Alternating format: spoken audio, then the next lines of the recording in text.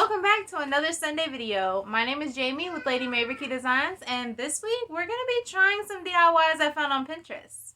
Let's go.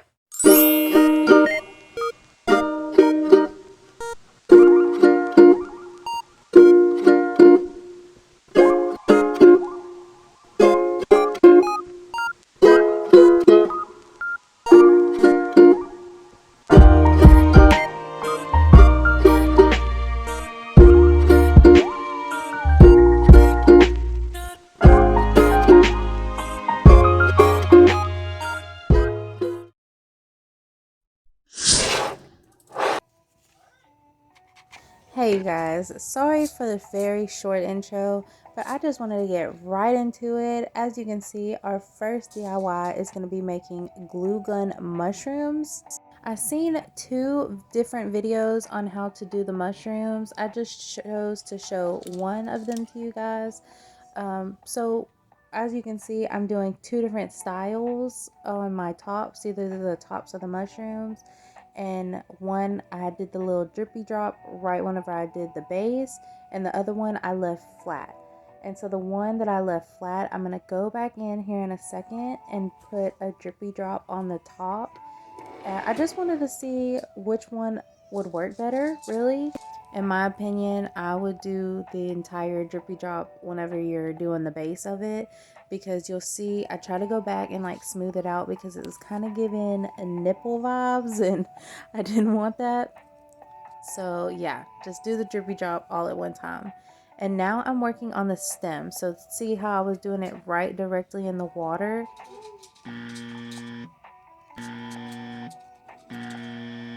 Yeah, so it was not working out for me. That was what I seen in the other video. And so what I ended up seeing, this was me trying to fix it, but it just wasn't doing what I wanted it to do. So it was very flimsy, and so I decided not to go this route, and I did what was more of in the video. Unfortunately, I did not show that part because I feel like I really needed to turn, after I made these two tester ones, I really needed to turn off the camera and just like focus, because it definitely is a learning curve, like, to do this. On the first two, as you can see, I didn't make the tops large enough, and so they were just like bone straight. So I would recommend making your tops bigger than you would think. That way they can have a little droopy droops on the side, because you know when you look at mushrooms, they're not just like straight across. And then also whenever I was putting the stem, like when I was attaching it, like right here, I was putting way too much glue. Like I did not need that much glue at all, and so it was making like this weird bubble on the bottom. Yeah, so don't do what I was doing. But I would totally recommend this hack if you were a mushroom person and love little cute little mushrooms. You can just make them yourself. One other thing that I would recommend is whenever you're doing this part right here, I would wait a couple seconds before sticking your stem in, because I guess because my stems were so like weak and small, they just melted right in it. And then you'll see here in a second, like I tried to give it more strength so it wasn't super wobbly, and I just melted the entire stem, and yeah, it was just not a cute look. But that's why I took the time to shut off the camera and to work on it. I think I made like 4 more, and I used one of the kind of, let's call them cute ones from the beginning, just so you know I could remember where I came from. So I decided to keep with the classic mushroom, you know, the red with the white spots. But there is so many different shades and colors, fun colors of mushrooms. So definitely get creative. As you can see my stems are thick boys now. They are strong. They ain't going nowhere. I made my tops larger so I could have little droopy droops. So what I decided to do was, after I was completely done with the top, I went in with my heat gun just on the sides, like from the underneath. And so that way it would droop down a little bit, and it made my life so much easier. I did that after I put the stem on there, so it just totally worked out. So before putting on my clear coat or my Mod Podge, I definitely let these knock around my craft room for a couple days. So there was a couple like missing paint pieces, scuffed up a little bit. My kid got a hold of them, but honestly, I really didn't mind it. I kind of liked how it looked. So yeah, you can go as rustic or as perfection as you like because they're yours. And then once I was happy with them, I decided to glue them to my desk. I have these metal pieces on my desk, which I don't think that they'll mess up. I mean, it's hot glue gun, so I'm hoping that whenever I'm ready to, I can just pop them right off. So I just glued them on there wherever. I did not paint it though, like how she did in the video, because I didn't want to paint my desk. And then the cutesy one, I didn't glue it to the top. I just kind of set it right there. And yeah, so I actually love how this came out, and I hope you try it too.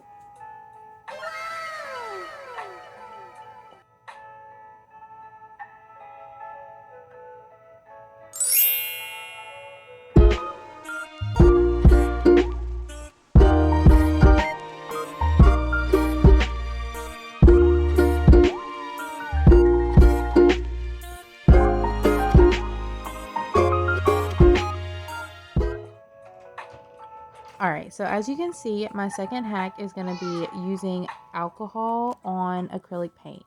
I have never even thought about this before, so I wasn't sure if it was going to work.